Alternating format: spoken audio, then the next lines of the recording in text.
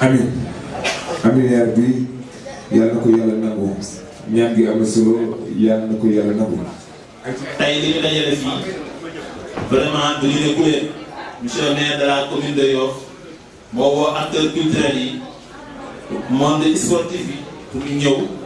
jàppale leen ci li nga xamante ne nii moom la ñuy yëngatu lu ci mel ni ñu tuddee ko wàllum subvention li mu génne ci wàllum subvention dañu ko siy gërëm parce que bu ñu amee seetlu rek yor archive yi jàpp nañ ne toll na ci lim boo xamante ne nii du ñu ne mosu fi am mais bu ñuy xool archive dinañ seet ba sonn du ñu ko gis kon gàcce ngaalaama monsieur le maire ñi nga xamante ne nii ay représentants RS Yoff lañ mën nañ confirmer loolu bu ñu leen joxee kàddu que ne monsieur le maire cette année génn na une subvention de 10 millions pour la RS Yoff. RS Yoff football kese mu génne beneen enveloppe 500 000 pour la RS Yoff basket génne beneen enveloppe 500 000 pour la RS Yoff natation bu ñu xaymaa li mu dugal ci RS Yoff rek jàpp nañ ne 11 millions la mu jël beneen 1 million jox ko la RS Yoff rugby muy 12 millions jël 12 millions yoo xamante ne nii daf koy jagleel li nga xamante ne nii moom mooy RS Yoff. taekwondo mu jox leen 200 000 francs bu ñu jógee foofu ñu dugg si les 19 ASC yi nga xamante ne ñoom ñoo nekk dans la zone nga yor ASC ma jox la un montant de 250 000 francs muy les 19 ASC bu su ne monsieur le maire jox na la un montant de 250 000 francs cette année. les 18 écoles de football yi nga xamante ne nii moo fi nekk bu si nekk jox na la un montant de 50 000 francs. le monde culturel am nañ fi 15 troupes théâtrales yoo xamante ne nii ñuy fi. monsieur le maire yéegi na un montant de 50 000 francs mu jox leen ko mu am ñaari tur bu ndooraat bi yoo xam ne ñooñu ay partenaires potentiels lañ bu fekkente ne am na lu ci baaxul sax maire bu tëjiwul ñëw leen nañu fii doxul ñu ànd liggéey doo ko ensemble di leen gërëm di leen sant jërëjëf. tey nga am mbégte ci daje bi nga xamante ne ñu ngi ko fiy def tey fii di remercier bu baax aussi monsieur le maire Abdou Nar Mbengue dafa am lu ñu waxtaanee woon. te vraiment boobu ba léegi lépp lu ma ci waxoon gis naa ne def na si ay jéego donc kon monsieur le maire merci beaucoup encore ci turu commission bi nga xam ne maa ko jiite. di leen wax ne aussi suñu kéem kattan ñu ngi koy def pour que tey Yoff qualité bi nga xamante ne am na ko sur le plan culturel sur le plan sportif maire accompagner leen. ba résultat bi nga xam ne tey moom la ñu soxla au niveau national Yoff man ko am. donc kon li nga xamante ne bii ne tey def nañu ko dañuy ñaan yàlla lépp lu ñu man ren ba def ko yàlla ne yàlla kàttanal ñu ba bu déwénee ñu def lu ko ëpp. tey maa ngi jël kàddu si turu monsieur le maire Abdou Nar Mbengue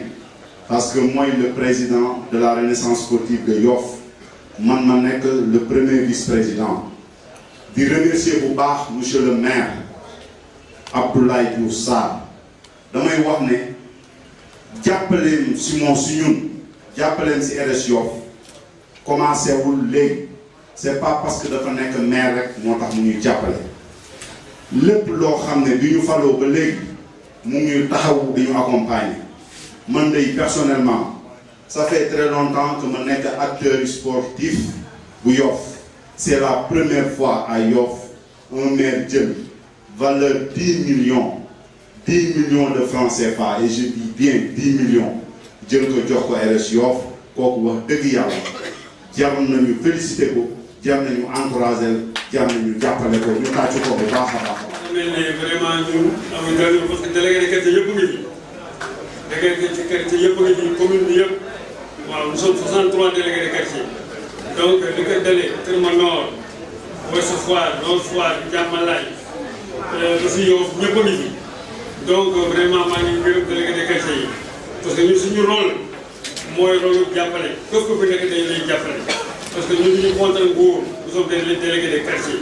donc na am solo te am solo et lu ñu mën dinañu ko def peut-être ñu mën a def ay meeting ak yu mel noonu waaye nag dañu mën a sensibiliser suñu biir. damay am mbégte lool di yëkkati fi ay kàddu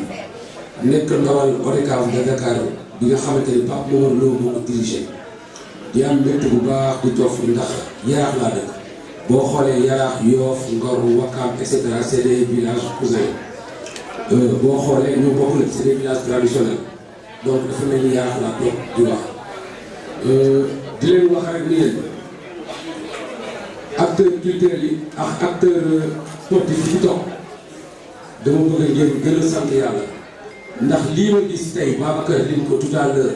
ci subvention yi nga xamante ne maire bi def na ko jox na ko alloué na ko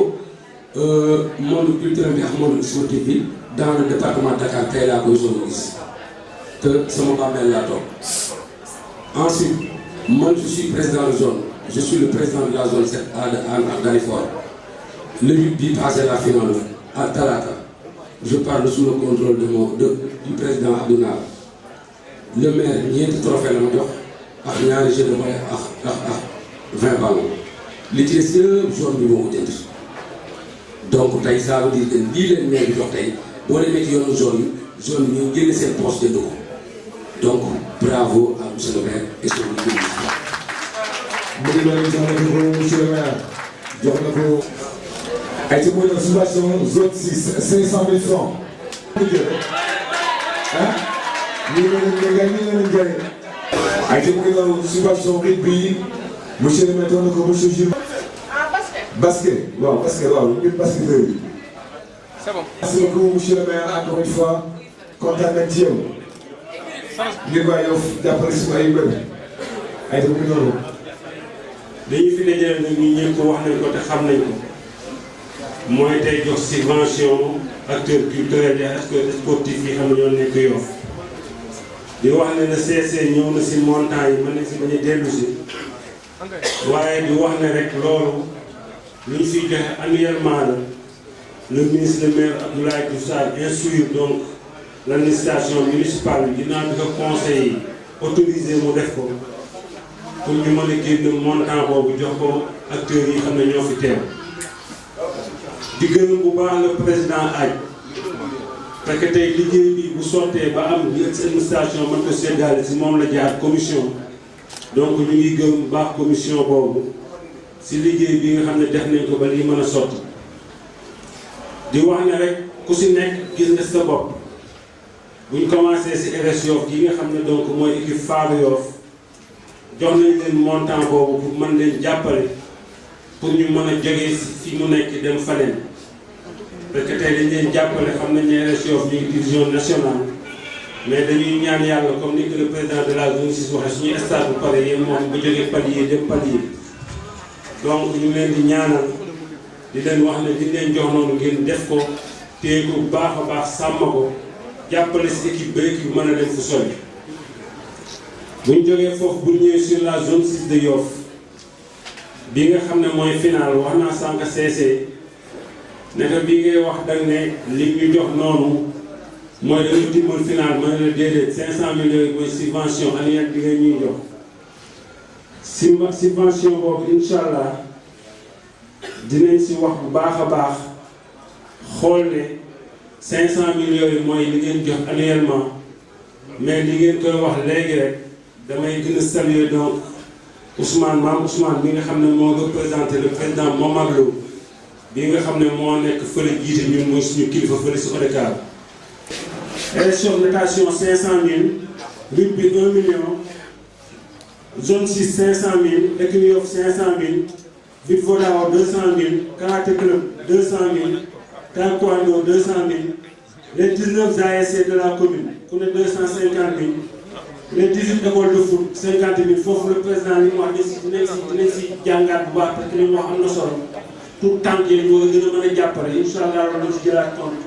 tout ndaw laa bi am nañ ku nekk 100000 acteurs culturels yi am nañ ku nekk 50000